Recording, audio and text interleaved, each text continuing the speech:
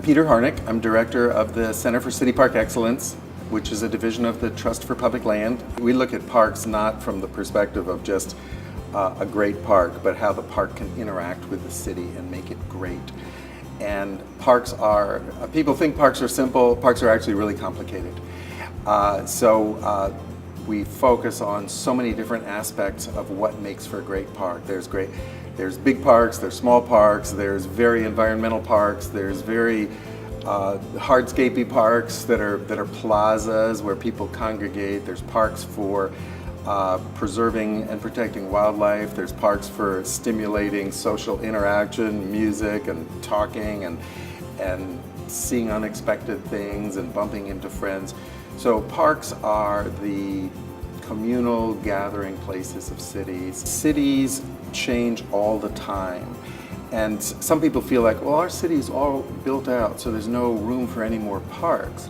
But that's thinking about parks in the old way of conservation of an old farm or of an old forest or something like that. But actually most city parks are created just the way buildings are created and streets are created and parking lots are created. So parks can also be created as part of redevelopment. Every time you have a developer come in to do a redevelopment in a city that is growing and redeveloping, the more policies you have to encourage them or force them to include parkland in what they're doing, very often you'll have higher density because you'll have a taller building, but then you'll also want to create some low density for parkland to create that exciting mixture of density for vibrancy and parks for relief of that vibrancy. There are all kinds of structures within the city that are kind of turning over economically. Railroad tracks, for instance, and railroad yards. In many cities are crisscrossed by railroad tracks that are becoming less and less used as train service shifts. Train service is actually coming back, but it's shifting, and so some of the minor tracks are being set aside, abandoned, whereas the major tracks might be doubling in width.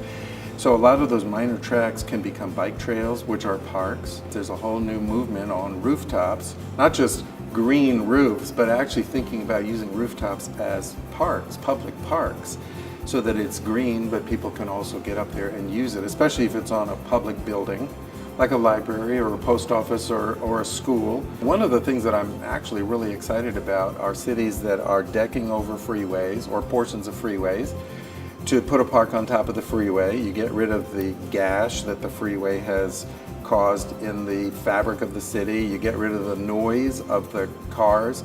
You get rid of the air pollution. And of course, Seattle actually is famous for its freeway park. But surprisingly, Phoenix has a terrifically successful 10-acre park over the freeway. We have wonderful examples all over. New York City is doing a tremendous amount on this. There's great examples in New York. There's great examples in Seattle, in Portland, Oregon, in San Francisco. Basically, the cities that are the most crowded and are the most kind of pressure cooker for needing green space to ameliorate some of the density issues are usually looking the hardest for these kinds of innovative solutions. Some of the solutions are more expensive than just buying an old farm or something like that on the outskirts of town.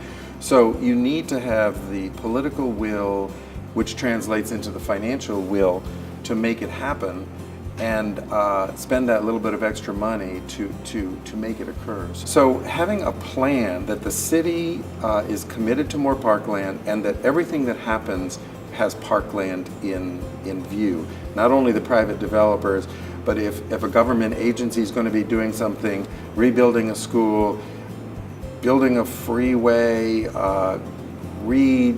retooling a rail yard or something like that, are we going to get some more parkland out of this? Always having that number one in the thinking.